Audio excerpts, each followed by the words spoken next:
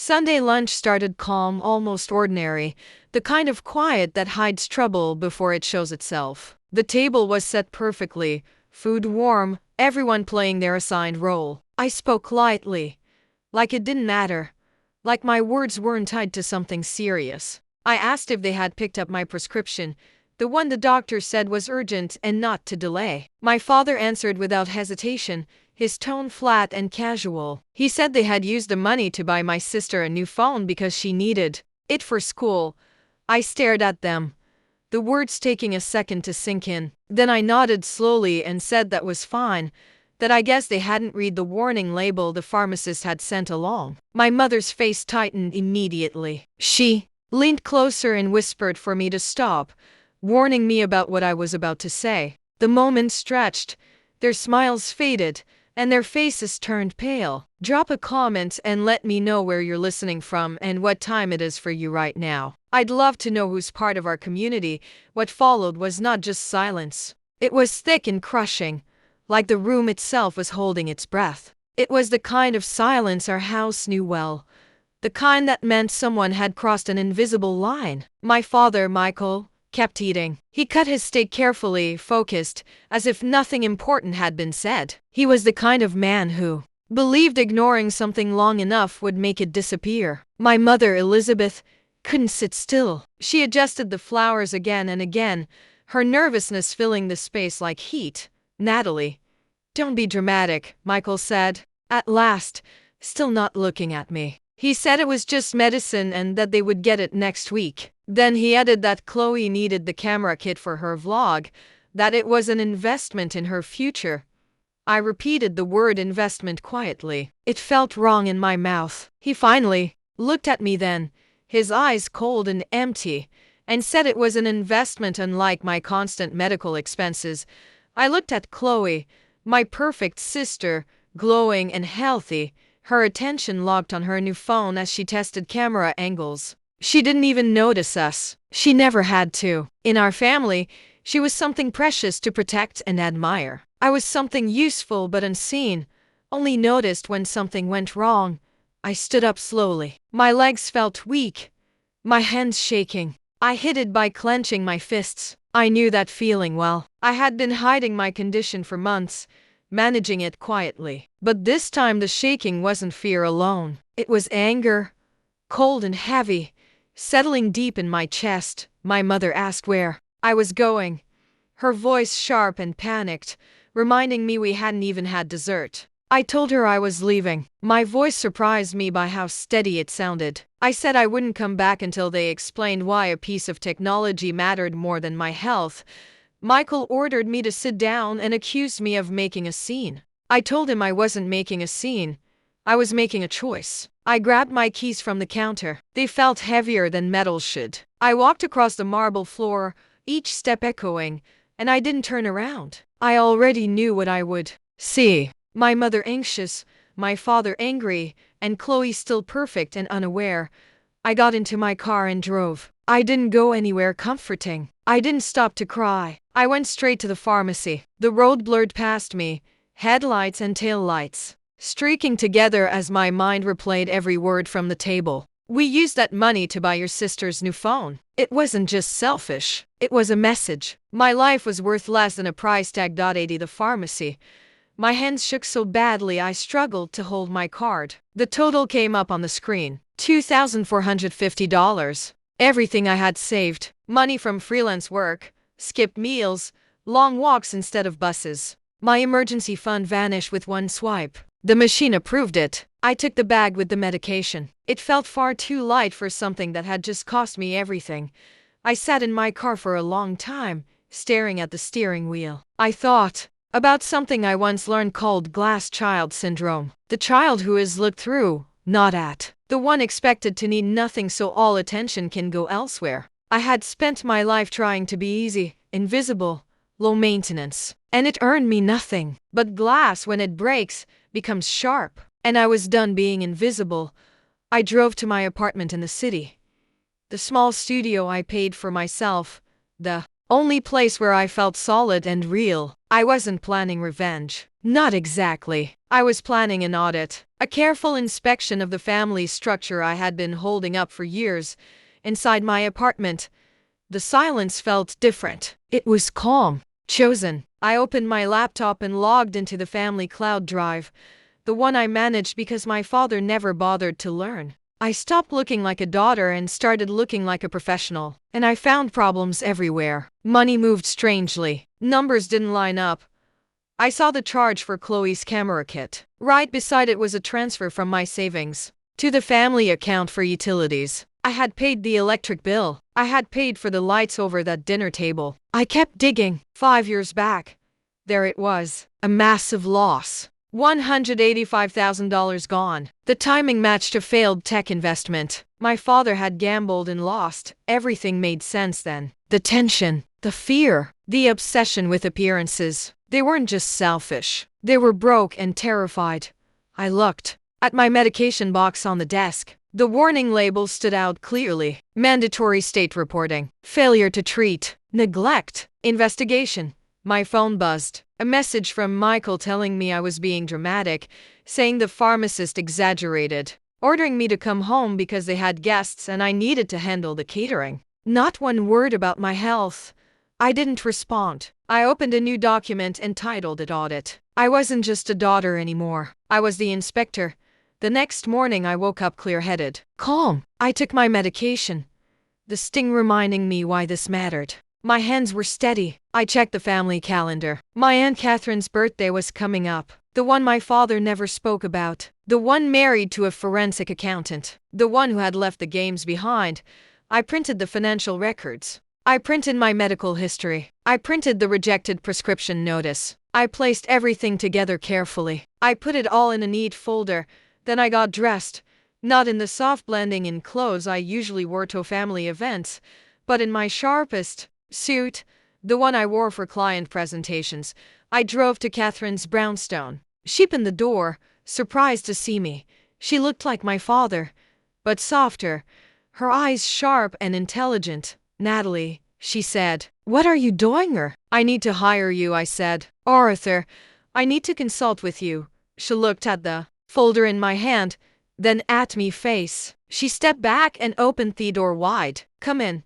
We sat in her living room, surrounded by books and art, a stark contrast to the empty white surfaces of my parents' house. I laid out the documents. I walked her through the timeline, the lost investment, years of financial tightrope walking, the neglect, the hammer kit. Catherine listened without interrupting. She flipped through the pages, her expression grim. When she reached the medication warning label, she stopped. She read it, then looked up at me. "Do you know what this means?" she asked. "It means if I don't treat it, the state gets involved," I said.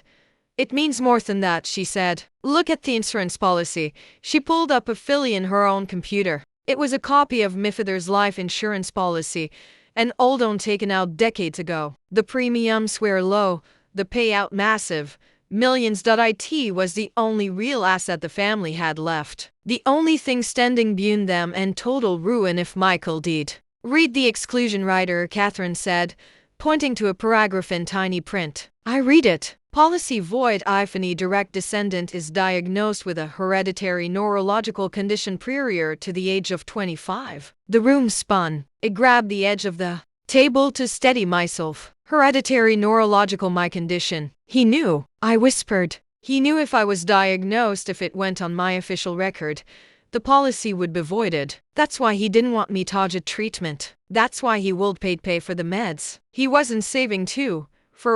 Catherine said, her voice hard. He was saving $5 million. He was willing to let you suffer, to let you risk permanent damage to protect his retirement fund. I felt sick, physically sick. It wasn't just neglect. It was a calculation. My brain health versus his financial sanity. And he had chosen the money in the warning label. Catherine hinted the state reporting. If the pharmacy flags this as critical non-compliance, it goes into a database, a state database which the insurance companies monitor. So by not paying forth meds I started. He triggered the very thing he was trying to avoid, Catherine finished. Or he's about to. If that flag hasn't hit the system yet, it will soon. I looked at the papers. The evidence of my father's betrayal. It was methodical. It was cold. And it was devastating. What do I do? I asked. Catherine looked at me. You finished, OD. You take this to them. You show them that you know and you watch them crumble. She stood up and went to a desk, pulling out a checkbook. She wrote a check and handed it to me. It was for $500. For the medication, she said, and for whatever comes next. You're not alone in this, Natalie. You never were. We let the glass get too thick. Pick the check. I hugged her, holding in tight. For the first time in my life, I felt solid. I felt seen. I drove back to my apartment, the folder on the passenger seat like a loaded weapon. I had the truth now. I had the leverage and I had a plan. I waited until Sunday, the day of the weekly family dinner. The day everyone would be there. I walked into the house. The key my mother had manded I return still on my ring. The house was quiet, the air conditioning humming. They were in the dining room just starting lunch. Natalie Elizabeth exclaimed, half rising from her chair. We were so worried. You didn't answer any texts. Are you ready to apologize? I walked to the table. It didn't sit. I placed the folder on the white marble in front of my father. I'm not here to apologize, I said. I'm here to update the ledger. Michael looked at the folder, then at me. What is this? It's the cost of doing business. I said, open it. He opened the folder. He saw the bank statements, the medical records, the copy of the insurance policy with the writer highlighted in yellow. His face went gray. You heck hoked out. You went through my private files. I manage your cloud drive, Dad. I said, remember you asked me to because I couldn't be bothered. This is hell. Looked at Chloe, then at Elizabeth. This a misunderstanding. Is it? I asked. Is the 1850 loss a misunderstanding? Is the clause that voids your $5 million policy if I just diagnosed a misunderstanding? Elizabeth gasped. He looked at Michael. Michael, is that true? He didn't answer. He just stared at me. His eyes filled with a mix of fear and hatred. You selfish little, he hissed. I did this for this family, for you. If that policy voids, we have nothing. Nothing. We are destitute. Do you understand that? So my health was the price of admission? He asked. My brain was the collateral. It was a minor condition, he shouted, standing up. You could have managed it. A little dizziness. Some tremors. You could have lived with it. But no. You had to be dramatic. You had to go to a specialist. You had to get a paper trail. I have a degenerative anagoragogogogogue disorder, Dad. I said, my voice rising for the first time. If I didn't treat it, I lose motor function. I lose cognitive ability. I lose me. And you knew that. You knew it. And you didn't care. I care about keeping a roof over our heads. He screamed. I care about Chloe's future. She has potential. She's going places. You're just an architect. You draw lines on paper. She's a star. There was the truth naked and ugly. I was the worker bee. Chloe was the queen. I was expendable. Well, I said, my voice dropping back to that cold, steady tone. I have some news for you. The warning label. What about it? Has snapped. The one on the medication box, the one you ignored.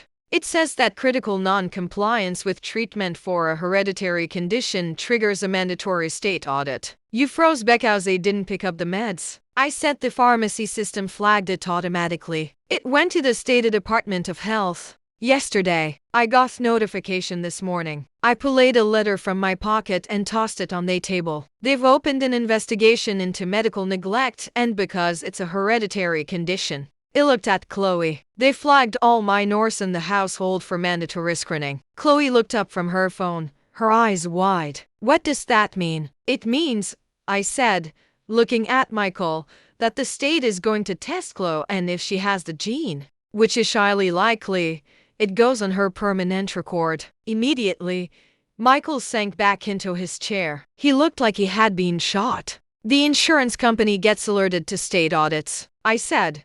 It's automatic. So, not only is the policy voided, you just made your golden killed unanswerable. The silence in the room was absolute. It was the sound of a glass house shattering one pane at a time. You ruined us, Elizabeth whispered. No. I said. You ruined yourselves. I just turned on the lights. I turned and walked out. I didn't slam the door. I closed it gently, firmly. The click-off latch was the loudest sound in the world. I drove away. I didn't know where I was going, but I knew I wasn't going back. I was free. I was solid. And for the first time in my life, I was building something that wouldn't break.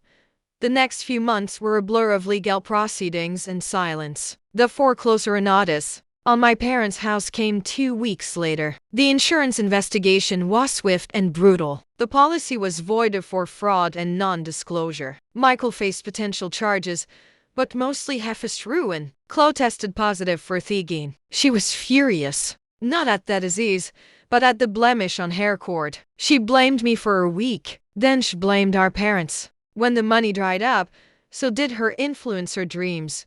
He had to get a job, a real one. She moved out, bitter and disillusioned. I stayed in my apartment. I took my medication. The tremors stopped. The dizziness faded. My mind was sharp, clear. I worked on my designs. I started a new project. A community center with walls of glass, but glass that was reinforced, strong, unbreakable. On evening, I sat on my balcony looking out the city lights. I thought about my family. I didn't hate them. Hate takes energy. I just felt distant, like they were characters in a book I had finished reading. I wasn't a glass child anymore. I was the architect of my own life, and the foundation was solid.